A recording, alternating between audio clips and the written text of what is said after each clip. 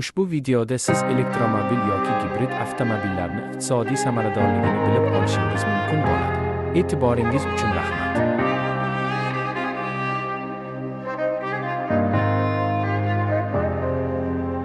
Assalomu alaykum. Men ismim Niyozmet Falijon.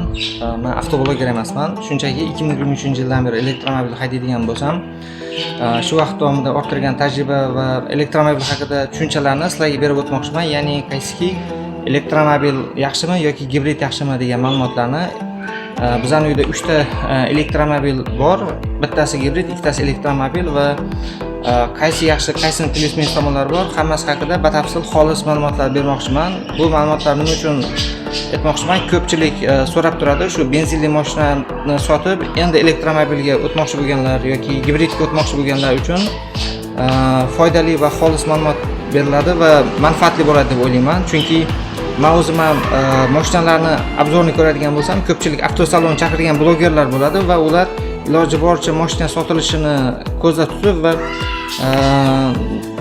o'sha noto'g'ri ma'lumot berayotgandan ham guvoh bo'lganman. Ya'ni elektromobil 401 km mo'ljallangan bo'lsa, shu 400 km yuradi deb bergan, lekin amalda hech qaysi elektromobil o'sha 401 ni o'zini yurib bermaydi. Mana bu so'ng plus gibrid. Gibrid mashinalarni qayerdan bilishingiz mumkin? Mana shu joyda o'sha radiatorga havo kiradigan joy bo'ladi. Mana elektromobillarda bu narsalarni uchratish deyarli kam bo'ladi. Chempionni ham ko'radigan bo'lsa, o'sha yerga joy bor. Endi xo'sh, birinchi boshlaydigan narsamiz zaryadchikdan boshlaymiz. Chunki zaryadchik o'zida keladi. Zaryadchiklarning ham turi bor. Bu 7 kilovatlik zaryadchik. Bu esa 1,5 kilovatlik zaryadchik. Farqi nimada? Xo'p, 7 kilovatlik zaryadchik bu o'zida keladigan bo'lsa, bunga zazimlina qilinadi. Mana bunaqa sim ketyapti-da, elektriklar kelyapti-da, $100 ga o'rnatib ketishyapti buni. Mana shu narsalarning o'zi $100 bo'ladi, elektrik jihozlari. Bu esa 1,5, buni 3,5 kilovatlisi ham bor. Farqi nimada desangizlar, 1,5 ham 3,5 ham bir xil. Ya'ni xohlagan yerga borasizlarda shuni rozetka yetib kirasizlar bo'ldi. Zazimlina ham bunaqa yerga sim qoqish degan narsalar bo'lmaydi. Endi bu 7 degani bilan ham 7 dan bermaydi. 6,5, 6,3, 6,2 dan beradi. Bu esa xo'sh, 1,5 bo'lgani bilan 1,1 dan beradi. 3,5 leki 3 dan beradi.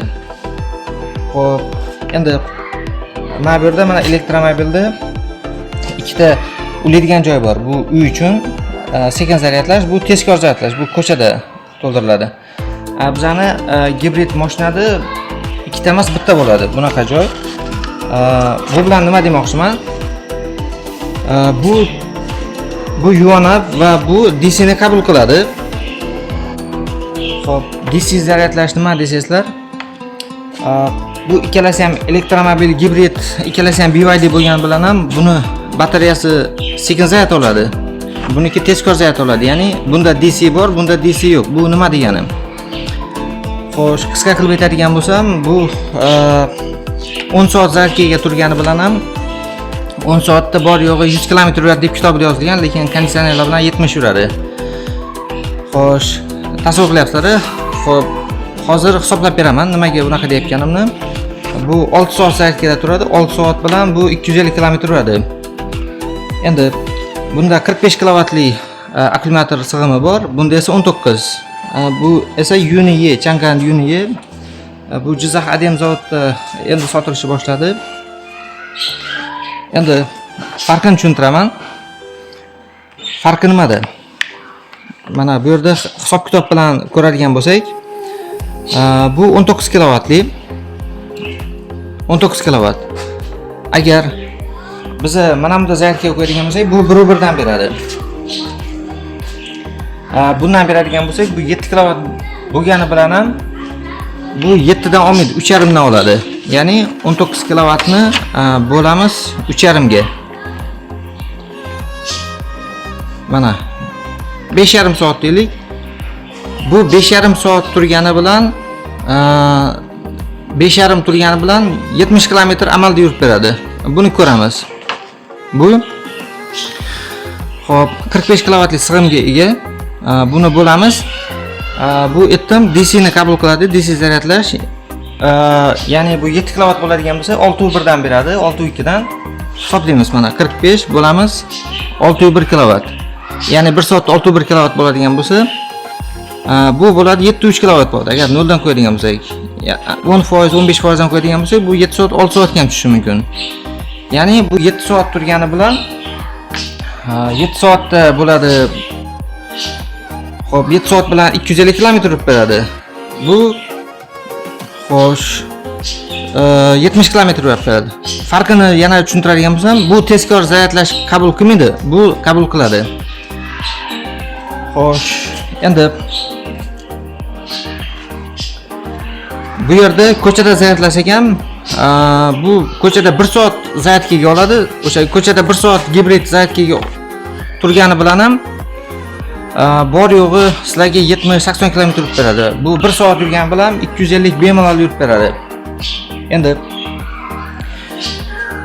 hop, ya'ni gibridlar qancha masofa benzinga o'tadi desangizlar, 70 kilometrdan keyin bu xo'sh benzinga o'tib ketadi. Ya'ni har 100 kilometrga shahar ichida 6 litr sarf qiladi konditsioner bilan. Har 6 litrni 100 kilometrga 6 litrdan bo'ladigan bo'lsa, yana buni hisoblaymiz. Hozir Rossiya Ukraina munosabatlari bilan Rossiyadagi ko'p neft ishlab chiqaradigan zavodlarga hujum uyushtirildi va Rossiyaning o'zida ham hozir benzin defitsit bo'lyapti. Va O'zbekistonga ham o'z ta'sirini ko'rsatdi. 195 benzin ketadi bunga. 95 benzin qo'yilsa, 95 benzin xo'sh 100 kilometrga 6 litr dedim. 95 benzin narxi 17500 ga chiqib ketdi. Mana 6 ko'paytiramiz 17500. Mana 100 kilometrga 105 ming so'm degani. Bu 100 kilometrga 105 ming degani ham Gentraga qaraganda bu yaxshi. Chunki Gentra va Trekkerga qaraganda benzinga ekonomishni 6 litr sarf qiladi. Bu yerda Trekker esa 95 benzindan 10 litr sarf qiladi. Ya'ni 100 kilometrga 175 ming so'm. Har 100 kilometrda 70 ming so'm farq qilyapti. Endi Gentra avtomat korobkasi mashinamiz bor edi, u 14 litr sarf qiladi. 14 litr hozir 92 benzinning narxi 13 mingmi bo'lgan. Aniq eslay olmayman, bilsangizlar kommentariyada yozinglar. 14 litr 13 ming ko'paytirsak 182 ming so'm. Mana ko'ryapsizlarki, bu 100 kilometrga 105 ming edi, Gentra esa 182 ming. Har 100 kilometrga 80 ming so'm bu foyda ko'ryapti. Endi Hojiboy Tojiboyev bitta hazili bor, bitta mashina bu bir qoshiq benzin ketadi deydi. O'sha oluvchi odam aytadi, bu osh qoshiqchami, choy qoshiqchami degandek. Bunga qaraganda bu elektromobil ancha ekonomishni. Bu arzon tushadi. Bu bundan ham arzon tushadi. Endi yana farqini ko'ramiz. Xo'sh, bu 45 kilovatli mashina. Mana 45 kilovatni uyda zaryadlayman desangizlar, uyda mana shunaqa 7 kilovatlik zaryadlash bilan zaryadlayman desangizlar, xo'sh, bu 1000 so'mdan hisoblanadi. Ya'ni 45 ko'paytiramiz 1000, 45 ming bo'ladi. Xo'sh, 45 mingga bu necha kilometr yuradi desangizlar, hozir aytaman. Haqiqiy shahar ichida probkalarda konditsioner yoqib 250 yuradi bu yuvanib. Xo'sh, 45 kilovatni 250 ga bo'lamiz. Xo'sh, 45 ming so'm bilan bu 250 kilometr yuradi. 250 kilometr, mana 1 kilometrga 180 ming so'm sarflayapti. Agar buni 100 kilometrga sarflaydigan bo'lsak, xo'sh, bu bo'lyapti 18 ming so'm bo'lyapti. Ya'ni bu 100 kilometrga 18 ming so'm chiqyapti. Bu esa 100 kilometrga xo'sh, elektrda 70 yuradi, lekin u yoqga baribir benzinga o'tgani evaziga 105 ming so'm sarf qilyapti. Endi xo'sh, bu benzinda yurmaydi. Aniqrog'i ba'zilar o'ylaydi, ichki yonuv dvigatel yo'q bunda. Bu shunchaki benzinni dvijok sifatida ishlaydi, gibrid. Ya'ni benzinni yoqadi, tokka generatsiya, tok zaryad berib turadi. Xo'sh, endi buni plus minusga keladigan bo'lsak, bu elektromobil shahar ichiga juda ideal variant. Shaharda hamma joyda zaryadlaydigan stansiyalar juda ko'p. ko'chada qolib ketadigan bo'lsangiz, bu o'zingiz aybingiz bilan bo'ladi. Ya'ni hozir hamma yerda zaryadchik bor, muammo yo'q. Gibrid yaxshi tomoni va yomon tomonlarini aytishni boshlayman. Yomon tomoni bunga qaraganda bu qimmatroq, ekonomichligi to'liq elektr ekonomichli. Buni iqtisodiy jihatini ko'radigan bo'lsak, kimlarga yaxshi bu? Xo'sh, bu misol uchun siz domda turasiz, zaryadlash imkoniyati yo'q. Shunaqa paytda benzinda yurganingiz ham yaxshi. Endi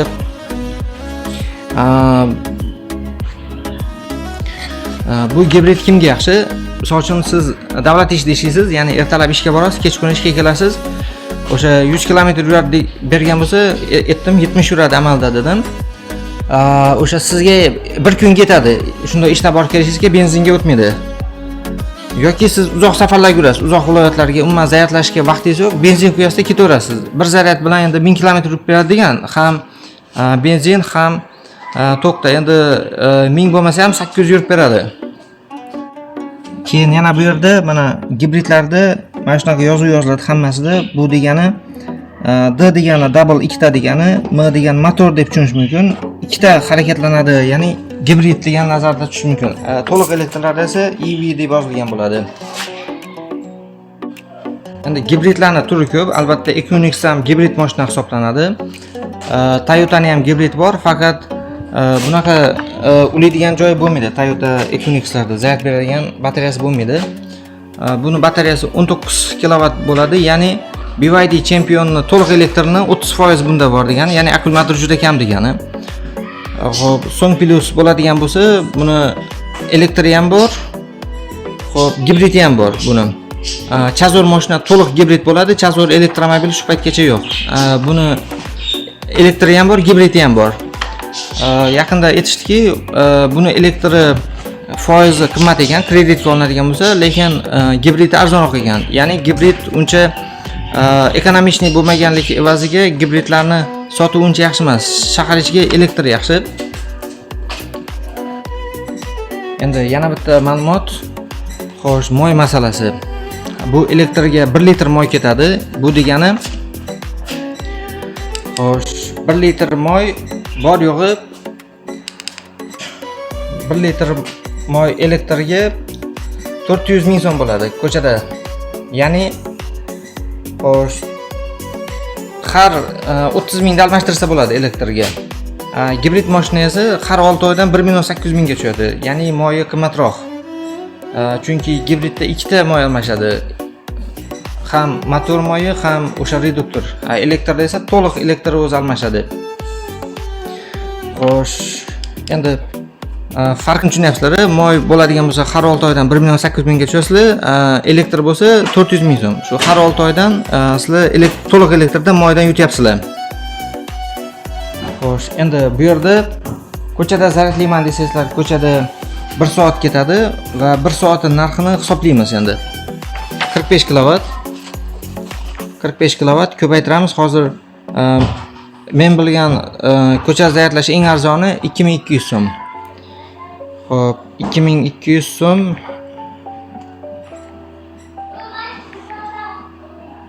Xo'sh, mana 100 ming so'm bo'lyapti. 100 ming so'mga sizlar 250 km yurasizlar. Ko'chada zaryadlaydigan bo'lsangizlar. Xo'sh, mana 100 ming. Endi boya uyda zaryadlayman desangizlar 100 km ga 18 ming so'mdan tushyapgandi. Ko'chada zaryadlayman desangizlar, xo'sh, hozir 100 ni 2,5 ga bo'lamiz. 100 ming. Xo'sh, bo'lamiz 2,5. Xo'sh, 100 km ga 40 ming so'm bo'lyapti bunda. Ko'chada zaryadlayman desangizlar, uyda zaryadlash baribir arzon. Endi domda zaryadlayman desangizlar, domda mashina zaryadlash u yoqda tursin, domda mashina qo'yishga joy topish ham qiyin masala. Ham elektriklar domlarga mana bunaqa zaryadchika o'rnatishga ham bir $500 pul so'rashar ekan.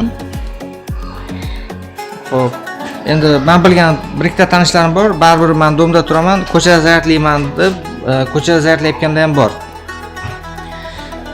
Xo'p, endi 100% zaryad olgandan keyin o'zi avtomatik tokdan uziladi. Xuddi telefonga qo'ygandek qo'yib ketilaveradi. BYD ning gibridlari nima desa bo'ladi? Nimagadir tokda juda kam yuradi. Men biladiganim eng ko'p yuradigan gibrid 150 km yuradi. Misol uchun Dipal mashinasi bor. Dipal 200 km tokda yuradi. 200 km dan keyin benzinga o'tib ketadi. Bularda nimagadir akkumulyator kam ishlab chiqarilyapti. Sababini bilmadim. Endi zaryadlashga keladigan bo'lsak va necha kilometr zaryad yuradi desangizlar, men bu mashinani bir hafta bo'ldi olganimga. Bu mashina 52 kilovatlik bergan, kitob bo'yicha 509 km yuradi deb bergan, lekin men kecha konditsioner bilan shaharda probkalarda tinmasdan haydadim, 300 km yurib berdi. Endi mana bu mashina esa 400 bergan, yuvanab. 400 degani bilan ham 400 yurmadi, ya'ni qishda 180-200 km atrofida yurdim, qishda sovuqlarda. Keyin yozda 250 atrofida yuryapman shahar ichida. 250 km degani nima desa bo'ladi? Bu 0 gacha emas, 5-10% qolgungacha degan masofa. Endi uzoqqa Danniga bo'lsa, Danniga uzoqroq vaqt ketadi. Endi benzinli mashina pechkaga juda kam issiqlikka qishda mashina qizdirishga deyarli energiya sarflamaydi, lekin konditsionerga juda ko'p sarflaydi benzinli mashina. Elektromobil teskarisi, ya'ni elektromobilda xo'sh konditsionerga uncha ko'p zaryad ketmaydi, lekin qishda isitishga juda ko'p ketadi. Isitishga zaryad juda ko'p sarflaydi. Aslida isitish deganda nima nazarda tutish kerak? Bu salonni isitish emas. Pastida akkumulyator turadi. Akkumulyator sovuq bo'lganda qanaqadir zaryadlash quvvati tushib ketadi. Shuning uchun tagidagi akkumulyator isitishga juda ko'p energiya sarflaydi va shuning uchun 401 km yuradi deb bergan, qishda 180-200 km yurib beradi o'sha anomal sovuqlarda. Endi buzilganda xo'sh, gibrid mashinalar ko'proq buzilyapti elektromobilga qaraganda, sir emas. O'sha sifatli benzin ba'zi zapravkalarda sifatli, ba'zilarda sifatsiz. O'sha kim qayerdan qo'yayotgan bo'lsa, o'zi yaxshi biladi o'sha qayerda sifatli, qayerda sifatsiz ekanligi. Gibrid mashinalar ko'proq buzilyapti. Sababi xo'sh, shu gibrid buzilishiga sabab bu sifatsiz benzindan. Elektrga esa hech qanaqa omillar ta'sir qilmaydi. Ya'ni men o'zim ham metanda yurganman bir paytlari. Metanda xo'sh, mashinani metan ham buzadi, propan ham buzadi, kerak bo'lsa benzin ham buzadi mashinani. Elektrda esa to'g'ri zaryadlab yursangizlar bo'ldi va bittasi bilaman, yuvanabda 250 ming kilometr yurdi va o'sha 250 ming kilometrda ходовой qismiga hech narsa bo'lmagan. Endi ba'zilar Tracker Onyx larni Instagramda ko'rib qolamiz, ходовойni yumshoq qilib beramiz deyapti.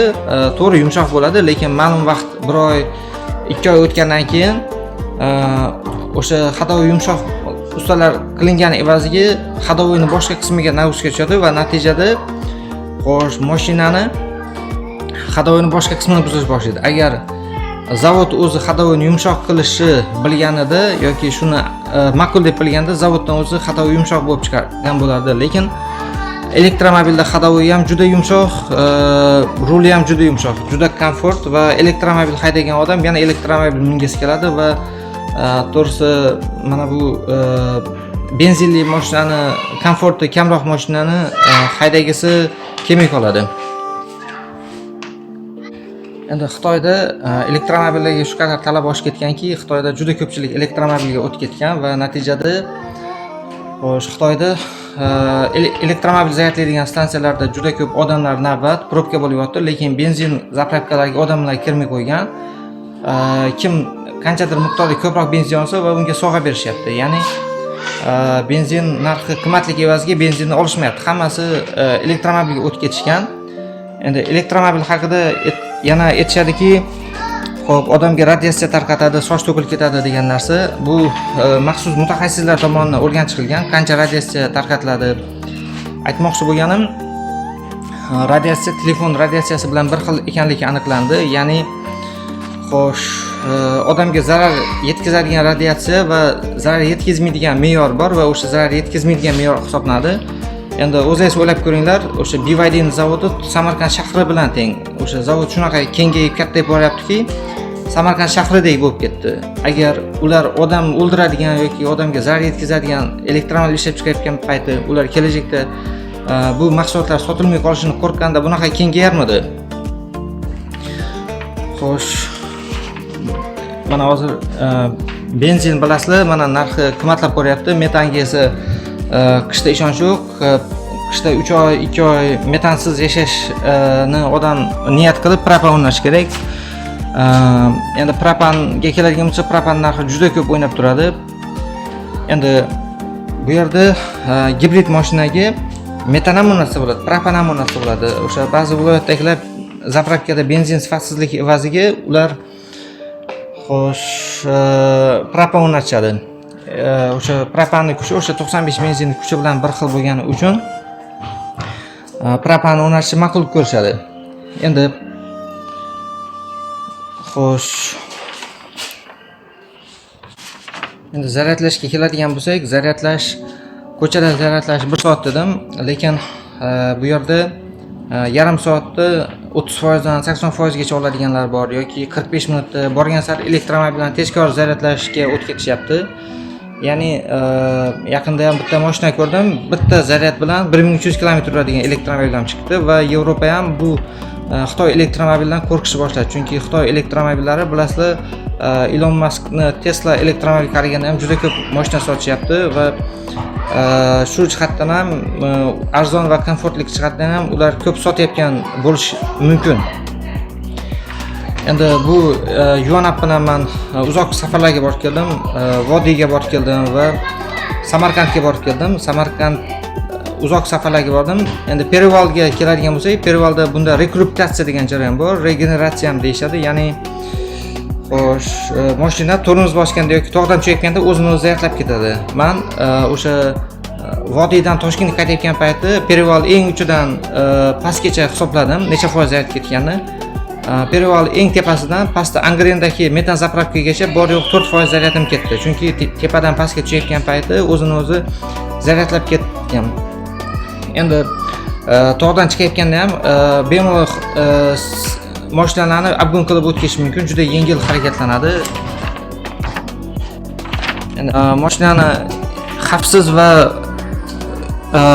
mana shu yetkazib sarachak uyda zaryadlash bu juda mashinani elektromobil uchun foydali va xo'sh, sog'liq uchun foydali hisoblanadi.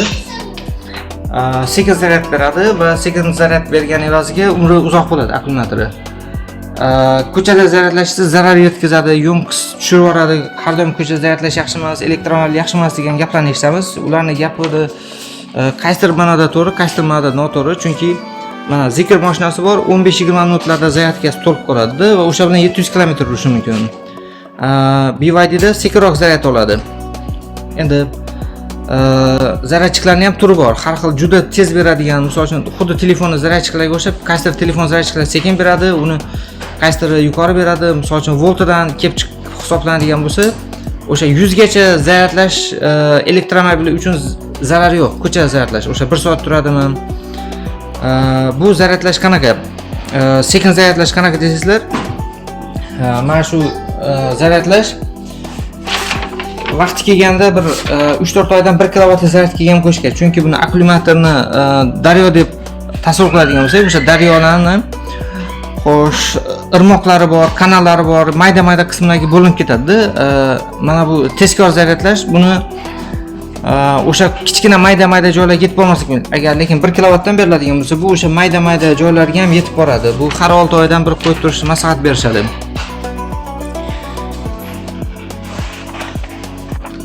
Iloji bo'lsa shu elektromobil haydaydiganlar 20% dan tushirmagan yaxshi elektromobil zaryadini, chunki 20% dan tushadigan bo'lsa, buni yonqisga ta'sir o'tkazadi. Mana Yuanap mashinami yonqisi 91% bo'lgan, ya'ni qanchadir sikldan keyin foiz tushishni boshlaydi. O'zi zavod 1 million kilometrga kafolat bergan zaryadiga va 8 yil kafolat bergan. 8 yil davomida har kuni zaryadlashingiz mumkin. Endi misol uchun 1 million kilometr degani bu siz qachon elektromobil olganingizni ham esingizdan chiqarib olishingiz mumkin. Ya'ni elektromobillarni misol uchun batareyasi almashtirish qancha bo'ladi desangizlar, 1 kilovat hozir $100 dan bo'lyapti. Ya'ni 45 kilovat bo'lsa, $4,500 sizlar elektromobilni yangi xo'sh akkumulyator olishlaysiz mumkin. Lekin hali men hech kimda eshitmadim o'sha akkumulyatorni shu o'chganlik, almashtirganlik haqida. Xitoyda ham taksistlar yuribdi. Misol uchun bittasini ko'rdik. 700,000 kilometrcha yuribdi-da. Toshkentda ham bittasi chiqdi, shu 600,000 kilometr BYD Honda Yandex yurar ekan, o'sha 700,000 kilometr yuribdi. Bu juda katta masofada. Men misol uchun o'zim oldingi mashinamni 5 yilda 180,000 yurganman. Xo'sh.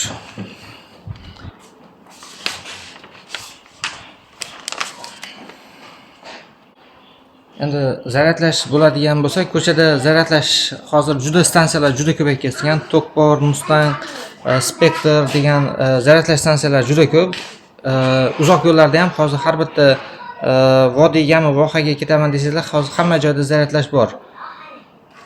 Xo'sh, endi mashinaning narxi, misol uchun hozir Tracker olayotganda ham mashinani benziniga chidolmasdan shu elektromobilga o'tayotganlarni ko'ryapman. Sababi misol uchun Janubiy Koreyada ham mashina arzon, lekin undan foydalanish qimmat. Bizlarda ham xo'sh, to'g'ri, Tracker 3 yilga bo'lib to'lashingiz mumkin, lekin undan foydalanishchi, uni narxi qanaqa bo'ladi degan xo'sh, savollar tug'ilishi mumkin. Mana 100 kilometrga 10 litr 95 benzindan ketadigan bo'lsa, 100 kilometrga siz sarflayapsiz 175 ming so'm sarflayapsiz. Bu elektromobilda esa yuvonapti. 100 kilometrga 18 ming so'm pul sarflayapsiz. Xo'sh, ya'ni 10 dan 1 deganida bu.